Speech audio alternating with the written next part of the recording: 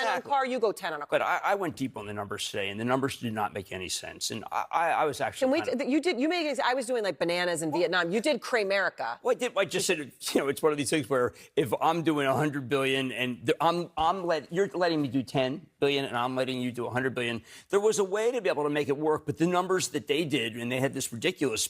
I mean, that was the chart that they had with the mathematical equation. I mean, are you kidding me? How about just like it looked like an Einstein. I know. How about the fact that it was just wrong? Yeah. And what bothered me, Erin, was that they really did over and over again. The president said, "Listen, it's going to be reciprocal. So you do it, we do it, and that was going to be so good." And I really believed in it. And I feel like a sucker tonight, because I am not a free trader, and I do not believe in free trade. And I was just as tough, if not tougher, than his people, but they screwed it up, and they did it a totally ill-advised way. And I was very let down as someone who really, truly believes that free trade is awful for the American working person. This is what they came up with.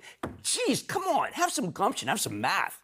I mean, how in the world do they do that after all of this? Jerome Powell. They assured us over and over again, Erin, that they were going to do the thing that would make it so that the tariffs would come down and the countries that were bad actors would change their ways. And then Israel decides to get rid of tariff. And they tariffed them anyway. Vietnam decides to cut their tariff, and they still got the highest tariff.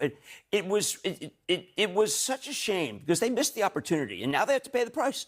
And it's funny, too, because none of this stock market, none of this had to happen. And I feel bad because a lot of people lose money when this happens. I hope people just be calm, be constructive. But the way that they handled it was so Bush League that I was surprised. And President Trump has people who around him know these things. And